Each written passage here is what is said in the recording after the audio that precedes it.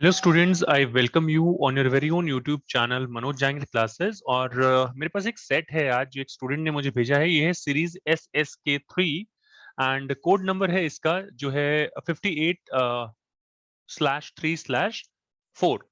सो ये question paper मुझे मिला है। I am just going to give you the correct answers of the questions according to me. तो ऐसा हो सकता है कि सीबीएसई से अगर आप सीबीएसई की आंसर शीट्स या जो भी आपके पास अवेलेबल होती हैं उससे आप मैच करें तो ये शायद कुछ डिफर हो सकता है। So I am gonna tell you the correct answers according to me. मेरे हिसाब से क्या करेक्ट है क्या नहीं है, क्या कुछ प्रॉब्लम्स यहाँ पर क्वेश्चंस में थी। रिव्यू काइंड ऑफ थिंग भी मैं आपको एक तरीके से आप कह सकते हैं दे सकता हूँ। ओवरऑल अगर हम बात करें तो ये पेपर जो है वो मॉडरेट डिग्री का पेपर था कि कुछ इस तरीके का पेपर है कि लाइक फेल हम होने नहीं देंगे और 40 आउट ऑफ 40 हम लाने नहीं देंगे। इस तरीके का ये पेपर था। मिक्स्ड रिएक्शंस हैं टीचर्स के, मेरे नहीं काफी सारे और टीचर्स के भी। तो और मेरे भी हैं ही। यही मॉडरेट डिग्री ऑफ पेपर है। बहुत आसान नहीं है, बहुत मुश्किल भी नहीं है। फेल नहीं होने देंगे लेकिन 40 आउट ऑफ 40 के लिए आपको मेहनत करनी पड़ेगी। तो अगर आप एक विजन के साथ चलते हैं, अगर आप बहुत तरीके से चलते हैं तो आप इस सारे क्वेश्चंस का आंसर दे सकते हैं, 40 आउट ऑफ 40 स्कोर कर सकते हैं, लेकिन डिफिकल्ट है। तो यहाँ पर चलिए शुरू करते हैं, कुछ बेसिक चीजें आपको बता देते हैं। ये इकोनॉमिक्स का पेपर है इस साल फॉर द सेशन 2021-22 के लिए। और आज जो है वो है 12 दिसंबर। और यहाँ पर टोटल क्वेश्चंस हैं, इसमें जो total number of questions given है वो 60 गिवन है। और जिसमें से फर्स्ट सेक्शन जो है वो 24 क्वेश्चंस का है, जिसमें से आपको you need to attempt 20 questions. Section B contains 24 questions. Out of 24 you'll have to attempt 20 questions in set B. And last section is C, in which 12 questions are given out of 10 questions to be attempted. तो यहाँ पर ABC करके 3 sections यहाँ पर given है। And there is no negative marking, ये आपको पता ही है। तो सेक्शन ए, बिना टाइम वेस्ट करें हम सेक्शन ए से स्टार्ट करते हैं। पहला क्वेश्चन है भाई, free distribution of LPG connections to poor people is a sign of social justice, identify the objective of government budget. देखिए, फ्री डिस्ट्रीब्यूशन कर रहे हैं तो इकोनॉमिक ग्रोथ जी नहीं, प्रमोट नहीं हो रही है। मैनेजमेंट ऑफ पब्लिक एंटरप्राइजेस जी नहीं, ये भी नहीं हो रहा है। Fluctuations, create fluctuation in the revenue of the government जी नहीं, ये भी नहीं हो रहा है। तो create equitable distribution of income, जी हाँ, इक्वल डिस्ट्रीब्यूशन ऑफ इनकम को आप जो है प्रमोट कर रहे हैं। सेकंड क्वेश्चन है, so option C is correct. Second question है, export and imports of which of the following item will be a component of balance of trade. तो एक्सपोर्ट और import of which of the following item will be a component of BOP. तो यहाँ पर अगर आप export और import की बात करते हैं तो यहाँ पर हम बैंकिंग फैसिलिटीज नहीं लेते हैं, शिपिंग नहीं लेते हैं, इंश्योरेंस नहीं लेते हैं। यहाँ पर मर्केंटाइज जो है वो कंपोनेंट होता है जिसके हम यहाँ पर एक्सपोर्ट या इंपोर्ट कर दें और जो बीओपी का पार्ट होता है। In context of question number 3 की बात कर रहे हैं, in the context of commercial bank which of the following alternative is correct. तो यहां पर ये थोड़ा सा इशू है। Basically this question was out of syllabus क्योंकि फंक्शंस ऑफ कमर्शियल बैंक जो है आपके सिलेबस से बाहर हैं। तो deposits are liabilities of the bank, कौन सा करेक्ट है? Commercial banks are a creator of money, जी हाँ ये करेक्ट है। Commercial banks accept deposits of the general public, ये भी करेक्ट है। Accept deposits of World Bank for agriculture and rural development. तो जैसा मैंने यहाँ पर कहा आपके लिए कि भाई डिपॉजिट्स आर लाइबिलिटीज, ये भी करेक्ट है। भाई यहाँ पर ये चीज नहीं होती है। तो 1 2 3 इनमें से ऑप्शन आप सिलेक्ट कर लीजिए, कौन सा है? 1 एंड 2, जी नहीं ये नहीं है। 2 एंड 3, ये भी नहीं है। सी, 1 2 एंड 3। तो ये क्वेश्चन आउट ऑफ सिलेबस था काफी ज्यादा, मतलब आई डोंट नो सीबीएसई इसको कंसिडर करेगा या नहीं करेगा, बट ये आउट ऑफ सिलेबस था क्योंकि functions of commercial bank out of syllabus है इस साल के लिए। Let's talk about question number 4। Question number 4 की अगर हम बात करें तो find out odd one out. Odd one out की बात करें बीओपी के रेफरेंस में, investment by Indian investor under the Make in India programme, loan received from Australia, पैसा आया। इन्वेस्टमेंट फ्रॉम अब्रॉड, पैसा आया। Purchase of machinery from abroad, पैसा आया। इन्वेस्टमेंट यहां पर तो कुछ भी नहीं हो रहा है भाई, मेक इन इंडिया है, इंडियन इन्वेस्टर ने पैसा लगाया, तो option A will be the correct option for this question. बाकी अगर आपको डाउट है तो कमेंट सेक्शन में बताइएगा। आपका पेपर कैसा गया वो भी आप मुझे कमेंट सेक्शन में लिख के बता सकते हैं, अच्छा गया या जो भी आप फील करते हैं कि किस तरीके का पेपर था। मेरे हिसाब से मॉडरेट था। Let's talk about question number 5 हो है। अगर हम क्वेश्चन नंबर 5 की बात करें देन क्वेश्चन नंबर 5 कहता है, स्टेटमेंट वाला क्वेश्चन है, demonetisation was an initiative taken by government of India to curb black money, terrorism, circulation of fake currency. सही है। Demonetisation has lead people to shift from cash payment to electronic payment. Yes, demonetization has led people to shift from cash payment to electronic payment. दोनों ही correct है, तो both statements are true. दोनों ही correct हैं, ये भी correct है, ये भी करेक्ट है, तो ऐसे स्टेटमेंट्स में तो ये साफ साफ पता लग जाता है हमें। द स्टॉक ऑफ मनी, जो मनी का स्टॉक होता है, the stock of money in circulation among the public dash is called as money supply. तो यहां पर जब भी हम बात करते हैं तो एक पर्टिकुलर पॉइंट ऑफ टाइम की बात करते हैं, पीरियड की बात नहीं करते हैं, कैलेंडर ईयर की बात नहीं करते हैं, फिस्कल ईयर की बात नहीं करते हैं, at a point of time, इसलिए इसको स्टॉक कंसेप्ट बोला जाता है मनी सप्लाई को। तो particular point of time is the correct answer. तो क्वेश्चन नंबर 6 का जो आंसर होगा वो होगा डी। नेक्स्ट है, all currencies other than the domestic currency of a country are called as foreign exchange. तो फॉरेन एक्सचेंज होता है आपकी कंट्री के अलावा, इंडिया में रुपी के अलावा जितने भी सारी करेंसीज हैं वो फॉरेन एक्सचेंज कहलाएंगे। तो ओनली डी देख लीजिए, D only, sorry only D नहीं, सेकंड ओनली, ये देख लीजिए। तो D is the correct answer of question number 7। Then यहां पर हम बात करते हैं, ये भी स्टेटमेंट वाला क्वेश्चन है भाई। Government budget is a detailed economic statement presented by finance minister. Correct है। Government budget consists of financial programs and policies of the government for the next year. ये भी correct है। तो again यहाँ पर भी अगर हम बात करें तो both statements are true. दोनों की दोनों statements correct हैं। आगे देख लेते हैं भाई क्या बता रहे हैं। आगे है हमारे पास, from the following statements, choose the correct statement. Trade deficit refers to excess of total value of export. Export ज्यादा कभी भी नहीं होती है over the total value of import. Export ज्यादा, इंपोर्ट ज्यादा होता है एक्सपोर्ट से, तो डेफिसिट नहीं है। ट्रेड सरप्लस की बात करें तो excess of total value of import, जी नहीं, एक्सेस टू इंपोर्ट नहीं, एक्सपोर्ट होता है, तो ऊपर इंटरचेंज करना पड़ेगा, दोनों इनकरेक्ट है। Current account deficit in a nation occurs when the foreign exchange receipts in current account, जो रिसीट्स जो हैं फॉल शॉर्ट, कम पड़ती हैं पेमेंट से। तो हाँ, ये करेक्ट स्टेटमेंट है। बाकी एक बार लास्ट भी देख लेते हैं। Current account surplus in a nation occurs when credit items of balance of payment are less than, जी नहीं, लेस नहीं होती, ज्यादा होती हैं। तो जी हाँ, C is the correct option, all of you. इसके बाद हम बात करते हैं क्वेश्चन नंबर 10 की। From the following functions of the central bank identify the, आसान सा क्वेश्चन था ये। करेंसी अथॉरिटी, जी हाँ, काम होता है। बैंकर टू द बैंक काम होता है। कंट्रोलर ऑफ मनी सप्लाई काम होता है। B, banker to the public नहीं होता। RBI doesn't work for public, so this is the correct option basically.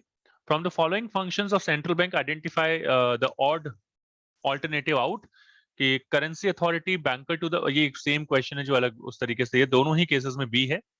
आगे आ जाइए। 11th क्वेश्चन कह रहा है कि which of the following statement is correct with reference to mixed economic system in India. Economic system, ये तो छोटी मोटी एरर्स हैं जो आती रहती हैं। इकोनॉमिक सिस्टम इन इंडिया, सो यहां पर मुझे थोड़ा सा डाउट है इस आंसर में। Sorry, this was not the question. यहाँ पर प्रीडोमिनेंस ऑफ ये नहीं होता, एब्सेंस ऑफ इकोनॉमिक प्लानिंग नहीं होता, ओनरशिप ओनली प्राइवेट सेक्टर, जी नहीं, ओनली प्राइवेट सेक्टर तो जो है कैपिटलिस्ट इकोनॉमी में होता है। को एग्जिस्टेंस ऑफ, जी हाँ, D will be the correct answer of this question. और ये मुझे थोड़ा सा क्वेश्चन डाइसी लगा।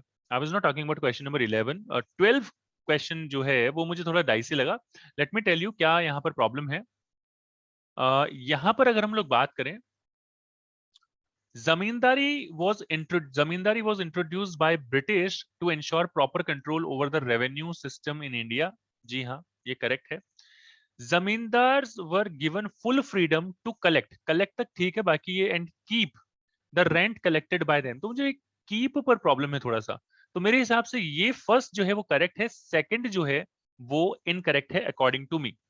तो मेरे हिसाब से स्टेटमेंट 1 इज ट्रू। ये कीप वाले की वजह से यहाँ पर गड़बड़ हो गई, अदरवाइज सेकंड भी करेक्ट होता। तो अगर यहाँ पर कीप की बात कर रहे हैं तो भाई ये आंसर जो है ए आना चाहिए, अगर आप इसको कंसिडर करते हैं तो इस तरीके की थोड़ी सी एम्बाइगिटी आपको मिलेगी पेपर में। Dash was the objective of import substitution policy, production of high quality products, नहीं। Protection of domestic industries from foreign competition, yes. Promote imports, जी नहीं. प्रमोट प्राइवेटाइजेशन, जी नहीं. So B will be the correct answer. Substitution, import substitution, तो protection दिया गया domestic industries को from the foreign competition, तो डेवलप हुई यहाँ पर industries. Read the following statements. अब यहाँ पर एग्जांपल भी है, यहाँ पे अगर देखना चाहें तो एशियन पेंट्स वगैरह, एमडीएच मसाले वगैरह, सनराइज इलेक्ट्रॉनिक्स भी एक एग्जांपल ले सकते हैं आप यहाँ पर. इस तरीके की कुछ एग्जांपल्स हैं. एशियन पेंट्स एग्जांपल है इसका. इसके अलावा मतलब इस तरीके के कुछ एग्जांपल्स हैं जो आप यहाँ पर ले सकते हैं. क्वेश्चन नंबर 14 की बात करते हैं. कहता है कि ऑल्टरनेटिव, वही दो स्टेटमेंट्स दी हुई हैं. Official data on poverty in India is issued by NITI Aayog. जी हाँ, एनएसएसओ इसको कलेक्ट करता है, नीति आयोग इसको इशू करता है. Since independence the number of poor in India has declined. अब ये मुझे थोड़ा सा यहाँ पर डाउट लगा कि आप नंबर ऑफ पुअर किसे कहते हैं. अगर आप इंडिपेंडेंस, सिंस इंडिपेंडेंस की बात करें तो उस टाइम में नंबर ऑफ पुअर एक पर्टिकुलर फ्रैक्शन के हिसाब से देखें तो कम था, वो डिक्लाइन हो गया है और पॉवर्टी 21.9% आज के टाइम में हो गई है. लेकिन अगर आप हेडकाउंट रेशियो की बात करें तो वो फिर इंक्रीज हो गया है. तो मैं यहाँ पर परसेंटेज की बात लेके कर रहा हूँ इसे सॉल्व, क्योंकि ये क्वेश्चन मुझे थोड़ा सा एम्बिगियस लगा यहाँ पर कि क्या इसका होना चाहिए. तो मैं यहाँ परसेंटेज क्लियर ले रहा हूँ. And according to me it should be C. अगर मैं परसेंटेज की बात करूं तो ये होना चाहिए था, since independence the percentage number of poor या द नंबर ऑफ परसेंटेज, या परसेंटेज यहाँ पे गिवन होनी चाहिए थी मेरे हिसाब से. बट चलिए कोई बात नहीं. बाकी यहाँ पर मैंने आपको मेरा परसेप्शन जो है, मेरी अजम्पशन जो है वो मैंने आपको दे दी है कि क्या है क्या नहीं है, so that you people will be able to understand मैंने क्या अज्यूम किया है. क्वेश्चन नंबर 15 की बात करते हैं. यहाँ पर भी दो statements. Economic reforms of 1991 paved the way of liberalization of Indian economy. जी हाँ, करेक्ट है. Economic reforms in 1991 relax the restrictions imposed by the government on private sector. जी हाँ, काफी जो रिस्ट्रिक्शंस थी, इम्पोज की हुई थी, वो हटा दी गई. तो दोनों ही स्टेटमेंट्स मेरे हिसाब से करेक्ट हैं. So option C will be the correct option. From the following statements regarding goods and services tax, identify incorrect. Incorrect statement. It ensures uniformity of tax rates across all states. जी हाँ, एक ही तरीके का tax होना चाहिए. It ensures better tax compliance and tax collection. जी हाँ, ये भी होना चाहिए. All types of direct and indirect taxes have been subsumed. जी नहीं, सिर्फ indirect taxes subsume हुए थे, direct tax subsume नहीं हुए थे. बाकी नेक्स्ट भी पढ़ लेते हैं. It is imposed on supply of goods. जी हाँ, इस पे तो होता ही होता है. आपने अकाउंट्स में पढ़ा होगा, अगर आपके पास अकाउंट्स है तो, कॉमर्स से बिलोंग करते हैं आप, तो C is the correct answer. Question number 17 की बात करते हैं. From the following data which of the item would appear on the credit side of capital account. तो education consultation from a firm in New York, तो ये service है, current account में आएगा. Borrowing from rest of the world, ये आपका जो है कैपिटल अकाउंट में आएगा. Earthquake relief current account. Import of edible oils again commodity है, करंट अकाउंट में आएगा. तो B will be the correct answer. इसके बाद बात करते हैं identify which of the following statement is not correct. ऐसे क्वेश्चन को आप जरूर पकड़े भाई. नॉट करेक्ट, जो करेक्ट नहीं है, ये सेल्फ हेल्प ग्रुप के बारे में है, और थोड़ा सा दिमाग घुमा देती है. आप, मुझे नहीं पता आपका घूमता नहीं घूमता, मेरा जरूर घूम जाता है जब मैं ऐसे क्वेश्चन. नॉट करेक्ट, तो काफी अच्छा तरीका है ये पेपर क्वेश्चन बनाने का. क्वेश्चंस की वैरायटी, जो फ्रेमिंग कहूंगा मैं, I would like to appreciate जिसने भी ये पेपर बनाया है. फ्रेमिंग बड़ी जबरदस्त है. टाइपोलॉजी ऑफ क्वेश्चंस, इतने अलग अलग एंगल्स जो है यहाँ पर दिए गए हैं. बट जितना अच्छा रहता है, जिस तरीके से अप्रिशिएट करना फिर बच्चों के लिए उतना डिफिकल्ट हो जाता है थोड़ा सा. So group members in need of funds can borrow at nominal interest rate. हमने 10th क्लास में पढ़ा है ये तो. Borrowing in micro credit system are mainly taken for consumption purpose. ठीक है. Micro credit system has help man in man नहीं होता भाई, वुमेन होता है. कोई नहीं, देख लेते हैं. Formal credit system has failed to provide credit to the needy people in the rural areas. नहीं भाई, यहाँ पर ये तो यहाँ पर जो है नॉट करेक्ट, इनकरेक्ट स्टेटमेंट जो आप यहाँ पर देखेंगे तो वो ये है सी. तो सी मेरे हिसाब से जो है वो ऑप्शन जो है करेक्ट ऑप्शन यहाँ पर होना चाहिए. Let's talk about 19th question. कहता है recovery of loans is a non debt. जी हाँ, नॉन डेट ही होता है. Recovery of loans cause a reduction in asset. जी हाँ, करेक्ट है. दोनों स्टेटमेंट्स करेक्ट हैं. Both the statements are true. Recovery of loan से आपकी एसेट्स डिक्रीज हो जाती हैं, और नॉन क्रिएटिंग कैपिटल रिसीट्स होता है. लाइबिलिटी क्रिएट नहीं होती बेसिकली. नॉन डेट का मतलब लाइबिलिटी क्रिएट ना होना. तो ठीक है. देन आ जाइए यहाँ पर क्वेश्चन नंबर 20. थोड़ा सा हेजी सा है ये. Which of the following feature are identified for the urban poor. अब ये क्वेश्चन मुझे थोड़ा सा लगा, मतलब मैं तो कंफ्यूज हो गया था और अभी भी कंफ्यूज ही हूँ. बट जब मैंने बुक में देखा तो मुझे पता लगा कि lack of income generating assets भी होता है, लिमिटेड स्किल्स अवेलेबिलिटी भी होता है, लैक ऑफ जॉब सिक्योरिटी भी होता है, लैक ऑफ जॉब अपॉर्चुनिटीज भी होता है। ये मैंने देख के बोला, अब बताया है आपको। तो ये सारी चीजें होती हैं, अदरवाइज मैं इनमें से सिर्फ लास्ट तीन कंसिडर करने वाला था, second, third and fourth, but by default वो ऑप्शंस में नहीं है, then I had to check in book. अब भाई ये क्वेश्चन मैंने बहुत बार दिया है, ये तो यूट्यूब में मैंने पूछा भी था आपसे, काफी सारे बच्चों ने गलत आंसर दिया था। मिनिस्ट्री ऑफ फाइनेंस जो है, करेक्ट क्या है? 1 रुपए का नोट और कॉइन्स इशू करती है भैया, अगर आपको पता नहीं है तो, या बाय डिफॉल्ट आप मेरे वीडियो देख रहे हैं, मैंने उसमें भी बताया कि ये चीज आपको पता होनी चाहिए। ये कंपार्टमेंट में भी आया था पिछले साल, मतलब जब लॉकडाउन था और कंपार्टमेंट के पेपर हुए थे, उसमें भी था ये क्वेश्चन, फिर से गिवन है। लॉकडाउन से पहले जो पेपर हुआ था उसमें आया था ये। क्वेश्चन नंबर 22 की बात कर लेते हैं कि on the eve of independence India's demographic condition was characterised by, क्या क्या था? लो लेवल ऑफ लिटरेसी था लो लेवल ऑफ, नहीं ये नहीं था, लो लेवल ऑफ मोर्टालिटी नहीं था, हाई रेट ऑफ लाइफ ये भी नहीं था, हाई लेवल ऑफ लिटरेसी जी नहीं, ये तो हो ही नहीं सकता। Low level of literacy correct है, हाई मोर्टालिटी रेट ये भी करेक्ट है, हाई लाइफ एक्सपेक्टेंसी 32 साल ही तो थी, तो ऑप्शन डी रह गया है। लो लिटरेसी जी हाँ यही था, around less than 16%, a high mortality rate or low life expectancy. D is the correct answer for question number 22. In India, agricultural subsidies have always been a topic of debate among economic thinkers. Identify which of the following statement is not in. बताया ना ऊपर, ये not in, not correct, ऐसे questions को थोड़ा गौर से पढ़िएगा। तो not an argument in favour, जो फेवर में नहीं है, of continuation of agricultural subsidies, उसके फेवर में नहीं है। Subsidies encourage farmers to adopt newer technology, बिल्कुल सही है, नई नई टेक्नोलॉजी अडॉप्ट करने में हेल्प करता है। Subsidies help farmers to face uncertainties in future, ये भी हेल्प करता है। Subsidies aim to reduce the inequalities between rich and poor, जी हाँ, सब्सिडीज मिलती है फार्मर्स को तो ये कम होता है। अब एक ही बच गया बेचारा। Subsidies mainly benefit the fertiliser industry, अब भाई ये एग्रीकल्चर के रेफरेंस में नहीं है, उसके आर्गुमेंट में नहीं है, तो इसलिए इसका आंसर जो है वो डी है। Fine, not an argument in favour of continuation, तो ये फार्मर्स को नहीं कर रहा, ये फर्टिलाइजर इंडस्ट्री के बारे में बात कर रहा है, तो यहां पर ये डी होना चाहिए। आगे बात कर लेते हैं, identify the correct statement from the following. बाकी आपको यहाँ पर कोई डाउट है किसी भी और, मतलब मैंने जो आंसर बताया तो आप मुझे एक बार क्रॉस चेक भी करवा सकते हैं, कमेंट में कमेंट कीजिए, हर एक कमेंट को मैं रीड करता हूँ, रिप्लाई जरूर करता हूँ। Identify the correct statement, correct क्या है? India developed sound industrial base, कहां पर सर? नहीं था। India had very developed capital goods, कहाँ थी? नहीं थी। Under the colonial India generated export surplus, हाँ, लेकिन उन्होंने अपने यूज के लिए यूज किया, वो अलग बात है, करेक्ट है। The real motive of development of infrastructure under British rule was to ensure development of India, जी नहीं, कभी नहीं, तो करेक्ट ऑप्शन जो है वो सी है। आ जाइए सेक्शन बी की बात करते हैं। यहाँ पर सेक्शन बी में दिया हुआ है, consider the following statements. Portfolio investment in India, portfolio का मतलब क्या होता है? पोर्टफोलियो का मतलब डायरेक्ट कंट्रोल नहीं होता आपका एसेट्स पे जब आप परचेज करते हो। तो investments by foreign company to start its subsidiary in company, भाई ये तो इनकरेक्ट है, क्योंकि उस पर पूरा कंट्रोल होगा। Investment by foreign company to acquire some company in India, उस पर पूरा कंट्रोल होगा।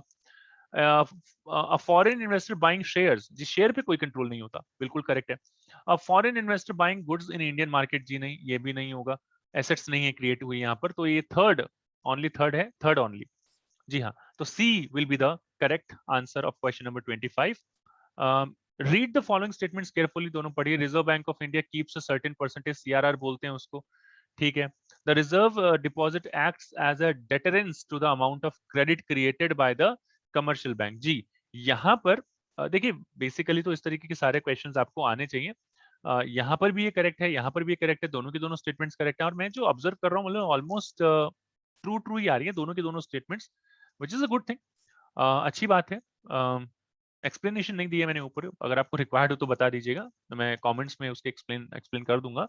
विच of the following is not a valid statement in context of industrial policy resolution, ये मुझे थोड़ा सा डाइस लगा, आई डोंट नो क्यों लगा, बट लगा। Ownership and management of core industries were given to the public sector, not a valid statement, valid statement नहीं है।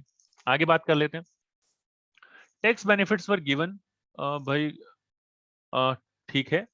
A few industries were allowed to owned by private sector, ठीक है। Goods purchased by small scale industries were de-reserved, नहीं, small scale industries को de-reserve नहीं किया गया था, reserve किया गया था, तो D will be the correct option। Read the following statements, कहता है assertion after independence there was an explanation, sorry, expansion in the farm and non farm output and income and employment correct है। Rural banking has helped farmers to avail benefits of credit facilities for meeting their needs, ये भी correct है। अब यहाँ पर भाई यहाँ पर ये है कि आफ्टर द इंडिपेंडेंस एक्सपेंशन हुआ फार्म नॉन फार्म का और रूरल बैंकिंग ने, ठीक है। So A is correct, R is also correct, but A is the sorry R is the correct explanation of A. तो यहाँ पर ये वाला ऑप्शन जो है, इस तरीके के क्वेश्चन को मैंने आपको बताया है, ऐसे बिकॉज लगा के आप पढ़िए और फिर आप देखिए अगर कोई सेंस बनता है, करेक्ट है, नहीं है तो फिर नहीं है। Identify the incorrect statement. Human capital represent enhance labour productivity, हाँ जी। Investment in human capital enhances efficiency skills implying economic growth, जी हाँ। Human capital is separable from its owner. Human capital नहीं नहीं इनसेपरेबल, ये शब्दों का खेल है भाई, यहाँ पर ये समझिए इनसेपरेबल होता है, और ये भी करेक्ट है। Human capital treats human being as a means to an end, तो C is the correct answer. बाकी आ जाइए यहाँ पर नेक्स्ट है, read the following statements assertion reason है। Urban poverty is considered as a spill over of the rural poverty, बिल्कुल correct है, वहां रूरल में ज्यादा होती है तो अर्बन में आ जाती है। Rural poor migrate to cities in search of employment and livelihood, जी इसीलिए क्योंकि वहां ज्यादा है रूरल एरिया में, तो अर्बन एरिया में आ जाते हैं। तो 30th का अगर आंसर होगा तो वो भी मेरे हिसाब से ए ही होना चाहिए, करेक्ट एक्सप्लेनेशन है। असर्शन ट्रू है, रीजन भी ट्रू है, and R is the correct explanation of A. इसके बाद बात कर लेते हैं 31 की। कहता है read the following statement carefully identify the false statement with respect to Pradhanmantri Jandhan योजना। अब ये क्वेश्चन तो बनता था क्योंकि भैया नरेंद्र मोदी की गवर्नमेंट है तो कुछ ना कुछ तो उससे मिलता हुआ होना चाहिए क्वेश्चन आपके बारे में, बच्चों के दिमाग में एक अच्छी इमेज जानी चाहिए। It promotes habits of saving, ठीक है। Government uses it for direct benefit transfer, जी हाँ, एलपीजी वगैरह की सब्सिडीज इसी में आती हैं। आपका जो पेंशन वेंशन होता है वो भी इसी में आता है। ईच अकाउंट होल्डर इंटाइटल, भाई ये गलत लग रहा है, इंश्योरेंस मिलता है लेकिन इतना नहीं मिलता अमाउंट का। It insures financial inclusion of every account holder, सबको इंक्लूड करता है फाइनेंशियल सिस्टम में, ठीक है। C is the correct option. जो करेक्ट नहीं है, बाकी तो सारे ठीक है, बाकी तो करेक्ट है, ये इनकरेक्ट है। Which of the following statement is not false, not false यानी कि ट्रू है, ठीक है। Higher education takes a major share of total education expenditure in India. No education cess has been, education cess तो लगता है India में। Educational achievements in a country are indicated in terms of adult literacy level only, मेरे ख्याल से होना चाहिए C इसका। Expenditure per student at tertiary level is higher than that of elementary level of education. भाई ये थोड़ा सा डाइसी क्वेश्चन है, इन दोनों में से मुझे कोई लग रहा है एक, ये आई डोंट नो, बट ये मुझे थोड़ा डाइसी क्वेश्चन लग रहा है। आई would go with the D. तो मेरे हिसाब से D is the correct option. 33 की बात करते हैं, स्ट्रक्चरल कॉम्पोजिशन। स्ट्रक्चरल कॉम्पोजिशन तीनों सेक्टर में कितने कितने लोग काम करते हैं, number of people engaged in different sector. Structural बताया अच्छे से, यूट्यूब पे जाके देखिए, स्ट्रक्चरल कॉम्पोजिशन के बारे में पहले से बताया, ऑप्शन देखने की जरूरत नहीं है। B is the correct answer. वैसे आप ही इतना ओवर कॉन्फिडेंस मत दिखाएगा। Modernization refers to use of new technology only, जी नहीं, ओनली तो नहीं होता, ये इनकरेक्ट है। To enhance the productivity in the economy women must give equal, अब ये इक्वल अपॉर्चुनिटीज भी मिलनी चाहिए, तो अब आप देख लीजिए, पहला इनकरेक्ट है, दूसरा करेक्ट है। तो both are true, statement one is true, statement two B, B यहाँ पर ज्यादा फिट बैठ रहा है, तो B will be the correct answer. Identify incorrect statement. Incorrect कौन सी है? Diversification into other sectors is essential to enable rural people overcome poverty, जी हाँ, इनकम बढ़ाती है। Diversification essential for component, essential component because there is greater risk in depending on exclusively on farming, जी हाँ बिल्कुल ये भी करेक्ट है। Diversification provide supplementary gainful employment, ये भी करेक्ट है। Diversification activities are not beneficial, जी नहीं, ये तो बेनिफिशियल होती है भाई, किसने कह दिया? D is the correct answer. आगे आ जाइए, कहते हैं suppose money created by banking system ₹1000 and primary deposits ₹250, the respective value of deposit multiplier and reserve ratio would be dash and dash. तो भाई देखिए यहाँ पर प्राइमरी डिपॉजिट है, इसका 4 टाइम्स हो गया है, ₹250 से आपने ₹1000 क्रिएट कर लिए हैं, तो ये आ जाएगा 4 टाइम्स। तो रिजर्व रेशियो वुड बी ये 4 टाइम्स, और ये 250 इसका कितना परसेंट है, परसेंटेज में निकाल लीजिए, इनटू 100 करके, 1 2 10 25%। तो करेक्ट आंसर है 4 एंड 25%। इस तरीके से फाइंड आउट कर सकते हैं। बाकी मनी एंड बैंकिंग के वीडियो में स्पेशली बोला हुआ है कि ये क्वेश्चन आएगा, तो हम पढ़ाते हैं, उसमें से क्वेश्चन आता है। आप वीडियोस भी जाके जरूर देखा कीजिए अगर आपने देखे नहीं है तो, हर एक टॉपिक पे वीडियो अवेलेबल है। 37 की बात करते हैं, क्वेश्चन नंबर आइडेंटिफाई इनकरेक्ट निकालिए। with reference to BOP. Current account records export and import, ये correct है, incorrect नहीं है. Export of machinery is recorded in capital account, जी नहीं, ये तो पकड़ा गया है यहाँ पे. Current account में आता है. एक मशीनरी जो है एक गुड्स बेसिकली है. ट्रांसफर जो है वो करंट अकाउंट में आता है. जी हाँ, सही कह रहा है ये, करंट अकाउंट, मतलब पता तो लग गया है, B is the correct option. फिर आगे आ जाइए 38 में अगर हम बात करें. In developing countries growth of human capital has been faster than the growth of per capita real income. कुछ कंट्रीज में ऐसा है. जी हाँ, करेक्ट है. empirical evidence to prove that increase in human capital causes economic growth is rather nebulous. भाई देखो, यहाँ पर ये है कि पहली स्टेटमेंट भी करेक्ट है, दूसरी स्टेटमेंट भी करेक्ट है. मतलब हम बताते हैं कि इस तरीके का रिलेशनशिप है कि ह्यूमन कैपिटल में और इकोनॉमिक ग्रोथ में. एक सेपरेट वीडियो भी है इसके ऊपर, आप चाहें तो जाके देख सकते हैं. तो बट यहाँ पर एक करेक्ट एक्सप्लेनेशन नहीं है, तो I would go for B. B मतलब कि दोनों ही करेक्ट हैं, but R is not the correct explanation. आगे आ जाइए. A process that involves the assembling storage. भाई ये तो मार्केटिंग होता है, एग्रीकल्चर मार्केटिंग. ये तो ऑप्शन देख लीजिए एक बार, डाइवर्सिफिकेशन अगर नहीं, कोई कुछ नहीं है. D is the correct option. ये सारा उसी के अंदर आता है. आपने अगर देखे होंगे वीडियो तो पता ही होगा. Grading, distribution, different agriculture commodities is known as agricultural marketing. Storage, processing, transportation, packaging सब उसी में होता है. आगे आ जाइए.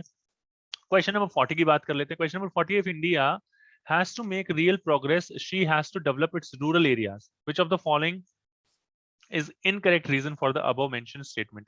कहते हैं approximately 1/3 population of rural India still lives in abject poverty. Correct है. More than 50% of India's population depend on agriculture for their livelihood. ठीक है. Growth rate in Indian agriculture sector has been quite lower than other sector. ये भी correct है. Majority of rural people have access. नहीं यार, access तो नहीं है काफी सारे लोगों को बेसिक फैसिलिटीज ऑफ लाइफ का, तो ये इनकरेक्ट स्टेटमेंट है जो डी है इस क्वेश्चन में. Read the following statement blah blah blah. यहाँ पर आ जाइए स्टेटमेंट पे. Notes and coins are the only source of money supply. जी नहीं, जाइए वीडियो देखिए क्या क्या लिखा हुआ है. D D, C C, D D, O D, ये तीनों होते हैं. ठीक है, तो ये स्टेटमेंट इनकरेक्ट है. Demand deposit commercial bank is also component. जी हाँ, ये तो है, हमने ऊपर लिखा है ना डी डी, क्यों नहीं होगा, ये तो होगा ही होगा. तो भाई यहाँ पर क्या है कि पहली स्टेटमेंट इनकरेक्ट है, दूसरी ट्रू है. तो भाई डी इसका आंसर जो है वो हो जाएगा. Programmes that improves the food and nutritional status of poor. भाई मिड डे मील से उनका स्टेटस इंप्रूव होता है, पब्लिक डिस्ट्रीब्यूशन सिस्टम से इंप्रूव होता है, इंटीग्रेटेड चाइल्ड डेवलपमेंट स्कीम्स जो आते हैं उनसे भी इंप्रूव होता है. तो ये तीन स्कीम्स यहाँ पर हैं जिनकी वजह से सारी की सारी चीजें होती हैं. So the correct option will be 1 2 and 3. 1 2 3 4, 1 2 3, 1 2 3, ये B will be the correct option. आगे आ जाइए. 43 में कह रहा है number of times the commercial banks are able to create total deposit. भाई इसको बोलते हैं money multiplier with the help of reserve ratio and initial deposit. ये तो सिंपल सा क्वेश्चन है भाई. मनी मल्टीप्लायर कितनी बार मल्टीप्लाई कर सकते हैं आप इनिशियल डिपॉजिट्स को, तो that's what we call money multiplier. If balance of trade, ये कैलकुलेशन वाले क्वेश्चन है, पता नहीं बच्चों को समझ में आते नहीं आते. If balance of trade of a nation shows deficit है 300 करोड़ का, the value of exports, export जो है आपके 400 है. अब आप यहाँ पे समझिए, इंपोर्ट आपके ज्यादा होते हैं, एक्सपोर्ट आपका कम होता है इस कंडीशन में. तो अगर आपका आंसर आ रहा है -300 और ये आपको बताया हुआ है कि भाई एक्सपोर्ट जो है 400 है, तो यहाँ पर आपके इंपोर्ट जो है बेसिकली नेगेटिव में, डेफिसिट है तो वैसे नेगेटिव में दिखा दीजिए, बाकी वैल्यू इस तरीके से दिखाई हुई है. तो 700 आपका होगा, तभी तो यहाँ पर 300 आएगा. तो इंपोर्ट की वैल्यू पूछी हुई है, आप बाकी ट्रांसफर करके फाइंड आउट कर सकते हैं. So D will be the correct option. इसके बाद क्वेश्चन गिवन है भाई. Question number 45, unemployment and poverty are directly related. जी हाँ, unemployment refers to a situation. जी हाँ, ये भी करेक्ट है. अब यहाँ पर अगर हम बात करें क्वेश्चन नंबर 45 की, तो भाई both both both the statements are true. यहाँ पर आ जाइए 46 पे. 46 कहता है manage floating exchange rate is also known as hybrid system. हाँ, और हाइब्रिड क्या होता है पता ही है आपको. हाइब्रिड जैसे कि वो होता है ना फोन में कि दो सिम एक मेमोरी कार्ड, एक सिम एक सिम एक मेमोरी कार्ड या दो सिम डाल सकते हैं, हाइब्रिड काइंड ऑफ. तो हाइब्रिड. तो दो चीजों का कॉम्बिनेशन जो होता है, और यहाँ पर ये दिया हुआ है कि मैनेज फ्लोटिंग जो है वो कॉम्बिनेशन होता है फ्लेक्सिबल और फिक्स का। तो A will be the correct option कि भाई हाँ ये पहली स्टेटमेंट करेक्ट है, दूसरी स्टेटमेंट भी करेक्ट है और करेक्ट एक्सप्लेनेशन है असर्शन की। आगे आ जाइए, क्वेश्चन नंबर 47 की बात करते हैं। 47 में बोला हुआ है भाई from the following identify incorrect statement in the light of India's pre independence occupational structure. Agriculture sector accounted for the largest share, ठीक है जी। Industrial and service sector grew at a faster rate than agriculture sector, जी हाँ ये भी correct है। Agriculture sector was marked with disguised unemployment, ये भी करेक्ट है। Unbalance growth was created due to unequal distribution of workforce, यहाँ पर क्या कह रहा है भाई, ये इनकरेक्ट स्टेटमेंट हमें फाइंड आउट करनी है। तो इनकरेक्ट स्टेटमेंट अगर हम यहाँ पर फाइंड आउट करते हैं तो भाई industrial and service sector grew at, नहीं नहीं ये गलत है भाई, ये तो सही है। अनइक्वल डिस्ट्रीब्यूशन ही था, मतलब एग्रीकल्चर में ज्यादा थे, बाकियों में थे कम। तो industrial sector service sector grew at a faster rate than the agriculture sector. So this statement is incorrect. So B will be the correct option. आगे आ जाइए, क्वेश्चन नंबर 48। ये क्या अभी, ये क्वेश्चन भी आउट ऑफ सिलेबस है। अगर आप, मुझे तो आउट ऑफ सिलेबस लगा ये, आउट ऑफ सिलेबस, हालांकि थोड़ा बहुत कहीं पे दिया हुआ था ये, बट एजुकेशन से रिलेट करता है। एजुकेशन आउट ऑफ सिलेबस था इस साल। तो ये पूछ रहा है identify the organisation which is functioning as an apex organisation to provide quality education. देखो ढूंढो, एजुकेशन एजुकेशन एजुकेशन कहाँ मिलेगा, एनसीईआरटी एजुकेशन। तो ये करेक्ट आंसर होगा। सेक्शन सी की बात करते हैं यहाँ पर। देखिए मुझे इस क्वेश्चन में इस फॉर्मेट से बहुत प्रॉब्लम है। अगर आप देखेंगे तो इन दो आइटम्स का टोटल जो है यहाँ पर ये आएगा, अगर आप देखेंगे तो इन तीन आइटम्स का टोटल जो है वो ये आएगा। तो इनको यहाँ पर बेसिकली कहीं ना कहीं कुछ तो, भाई कुछ तो डिफरेंशिएट करो, इसको इंडेंट कर दो। हाँ इसको इंडेंट कर दो, इसके कंपोनेंट्स हैं ये क्या 1 2 3 4 5 6 7 8 9 10 लगा दिया, इसको सब पार्ट्स में डिवाइड कर दो भैया। अकाउंट जिस तरीके से प्रेजेंट किया जाता है उस तरीके से प्रेजेंट करो, इसको सही से दिखाओ, क्या बता रहे हो। यहाँ पर कुछ डबल लाइंस दिखा दो कि हाँ भाई क्या है क्या नहीं है, किसका टोटल है नहीं है। Present in a perfect manner so that will be able to understand lines already, लाइनों पे लाइन लाइनों पे लाइन, कुछ तो सही दिखाओ भाई। तो ये कंफ्यूजन वाला काम था। चलिए बात कर लेते हैं, डेटा गिवन है क्वेश्चन नंबर 49 की बात कर लेते हैं। Identify the value of fiscal deficit. Fiscal deficit कैसे निकलता है? फिस्कल डेफिसिट निकलता है भाई, भूल गए फॉर्मूला, चलिए याद दिला देते हैं। ये आता है total expenditure minus total revenue except borrowings, except borrowings. अब यहाँ पर फंडा क्या है भाई, फंडा समझ लीजिए यहाँ पर क्या है कि आप देख लीजिए टोटल है ऑलरेडी, टोटल एक्सपेंडिचर उठा लीजिए 30.42। और नॉन डेट रिसीट, मतलब नॉन डेट रिसीट मतलब टोटल है ये किस किस का, net tax receipts, non tax receipts यानी रेवेन्यू आइटम्स आ गए, और नॉन डेट कैपिटल रिसीट्स का टोटल आ गया ये। इसको मैं थोड़ा सा अलग से बता देता हूँ आपको, सो दैट आप लोग इसको आइडेंटिफाई कर पाए, समझ पाए। तो ये जो आइटम है बेसिकली ये इन ऊपर वाले तीन आइटम्स का टोटल है। तो इसको लेस कर दीजिए 22.46। अब आप इसे लेस करेंगे तो आपका आंसर आ जाएगा ये अप्रोक्सीमेटली दिस वन। अब देख लीजिए यहाँ पे कौन सा ऑप्शन है, 6, ये तो एक ही है भाई, बी है, साफ साफ पता लग रहा है। इफ प्राइमरी डेफिसिट इज 0.88, तो इसको ले लीजिए भैया, primary deficit is equal to FD minus interest payment, interest payment जो भी होती है। अब प्राइमरी डेफिसिट दिया हुआ है 0.88, एफडी दिया हुआ है आपका 7.96, और माइनस कर दीजिए इंटरेस्ट। तो यहाँ पर आप ट्रांसफर कीजिए, 88 माइनस करेंगे तो 678, भाई यहाँ पर तो 678। तो this will be the, B will be the correct option. Revenue deficit in the government budget is fiscal, नहीं इससे रिलेट नहीं करता। टोटल एक्सपेंडिचर इससे भी रिलेट नहीं करता। टोटल रिसीट नहीं, इससे भी रिलेट नहीं करता। तो रेवेन्यू की बात है, रेवेन्यू से रेवेन्यू को मिलाइए, रेवेन्यू एक्सपेंडिचर, तो ऑप्शन होगा डी। आगे आ जाइए, विच of the following is non tax receipt. तो भाई ये तो देखते ही पता लग रहा है, मैंने मेरे स्कूल में भी दिया था ऐसा क्वेश्चन, या फिर टेस्ट में दिया था, कहीं कहीं दिया हुआ है, मतलब बताया हुआ है। Expenditure on old age pension, ये तो रेवेन्यू ही है, हर साल करना होता है खर्चा। कहता है डैश इज और are debt creating capital asset. Capital debt creating, debt creating यानी लाइबिलिटी बढ़ गई, कौन बढ़ा रहा है मैंने लाइबिलिटी, देख लो भाई। रिकवरी ऑफ लोन, जी नहीं, ये तो एसेट को डिक्रीज करता है। Sale of public sector asset को डिक्रीज करता है। बोरोइंग फ्रॉम वर्ड में बोरोइंग बोरोइंग बोरोइंग, यही है वो, पकड़ो इसे। Partial sale of government shares in a company, ये भी एसेट्स को डिक्रीज कर रहा है, यही है एक। C will be the correct option all of you.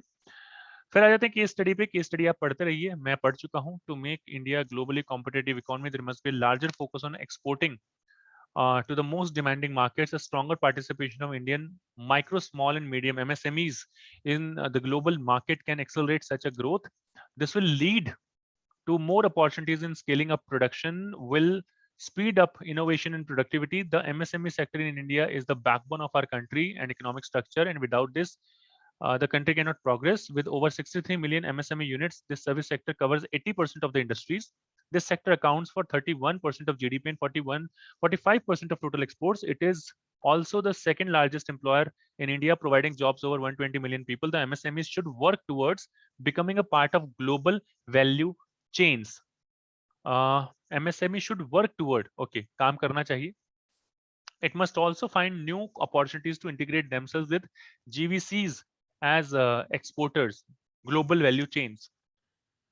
ठीक है भाई, आ जाओ अभी assertion reasoning की बात कर लेते हैं. Globalization has resulted in higher inflows of, हाँ भाई, ग्लोबलाइजेशन से तो होता ही है, फॉरेन एक्सचेंज आता है इंडियन इकोनॉमी में. ग्लोबलाइजेशन इंप्लाइज इंटीग्रेशन ऑफ, ये तो क्लास 10 से रिलेट करता है भैया. पहला, ये बहुत कम इस तरीके के क्वेश्चन मिलते हैं कि ए होता है उसका आंसर, बट ये ए है. A is the correct option. Which of the following is not a feature of MSME? It involves use of more labor and less capital. Correct है. It aims at balanced regional development. Correct है. It leads to concentration of wealth in few hands. नहीं. Promotion of social welfare ये भी करता है, ये भी है. C is the correct option according to me. आगे आ जाइए, बात कर लेते हैं क्वेश्चन नंबर 57 की. On the basis of given text and common knowledge. Common knowledge. ओ भाई साहब, अपना दिमाग लगाना है मतलब. A stronger participation of MSMEs help in fulfilling export demand and accelerating growth in India. Correct है. Globalization brings innovation and hence enhances productivity. दिया हुआ है. MSME is a part of global value chain. MSME are the nominal source of employment in India.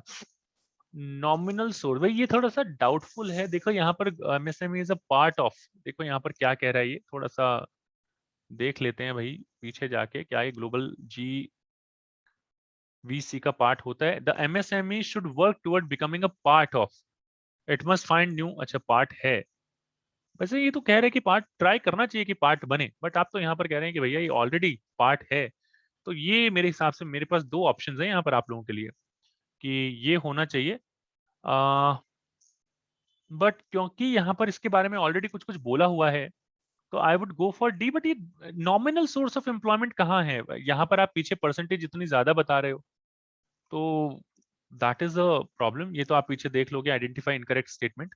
तो पीछे आपने पढ़ा ही है का डेटा जो दिया हुआ है, आगे पीछे पलट के देख सकते हैं. यहाँ पर 50% ये वाला जो है करेक्ट ऑप्शन है, यहाँ पर इनकरेक्ट है. A vocal for local initiative of the government of India is a boon for MSME segment as it क्या क्या करता है ये? Reduces dependence, जी हाँ reduce करता है dependence को, boost करता है entrepreneurship in country, save foreign exchange. Yes, 1 2 3 होना चाहिए. टेक्नोलॉजी तो बाहर से आती नहीं है, हमें हमारी ही टेक्नोलॉजी यूज करनी पड़ती है. 1 2 1 3 4 1 2 3 4 1, ये D will be the correct option. और भाई यहाँ पर ये मैंने वैसे टीचर से पूछा है, काफी टीचर से मैंने पूछा है कि इसका आंसर क्या होना चाहिए, क्योंकि मैं काफी कंफ्यूज हूँ. Like what kind of framing is there of this question, I am not able to understand. Is the dash is the outcome of structural measure. मैं कुछ नहीं कहूंगा इसमें, मैं सिर्फ इतना कहूंगा कि मैं होता तो ये क्वेश्चन छोड़ देता. तो यहाँ पर ये मैंने काफी टीचर से पूछा, उन्होंने सी बताया है. But let's see, just wait and watch CBSE की कब मार्किंग स्कीम आती है और क्या कुछ होता है. बाकी अभी के लिए इतना ही. आपको आई होप सो अगर वीडियो अच्छा लगा लाइक जरूर कर दीजिए. आपको कैसा लगा, आपके कौन कौन से क्वेश्चंस गलत हुए इसके अकॉर्डिंग, या क्या कुछ लगा, क्या हेल्प हुई, आप हमें जरूर बताइए. अगर आप हमारा व्हाट्सएप और टेलीग्राम ग्रुप ज्वाइन करना चाहते हैं, लिंक्स डिस्क्रिप्शन में गिवन है. अंडर टर्म 2 एग्जामिनेशन के लिए इसी तरीके की बेहतरीन वीडियोस लेके आते रहते हैं. हर एक न्यू सब्सक्राइबर हमारे लिए एक मोटिवेशन का काम करता है, तो मोटिवेट कीजिए, थोड़ा सा लाइक कर दीजिए, शेयर कर दीजिए दोस्तों के साथ, सब्सक्राइब कर दीजिए चैनल को. बाकी मिलते हैं नेक्स्ट वीडियो में. बाकी अगर आपके पास इसका कोई और भी पेपर है, आप मुझे मेरे साथ शेयर करना चाहें, तो आप मुझे इस manoj.jangir.2507 पर भेज सकते हैं. gmail.com. बाकी एक कमेंट भी ड्रॉप कर दीजिएगा अगर आप भेजेंगे तो मैं उसकी भी इस तरीके से मार्किंग स्कीम आपको प्रोवाइड कर दूंगा. तो manoj.jangir.2507@gmail.com. I hope so video enjoy किया होगा, पता लग गया होगा कितने नंबर आएंगे. लास्ट पेपर है आज आपका, इकोनॉमिक्स से कॉमर्स की बात कर रहा हूं मैं यहाँ पर.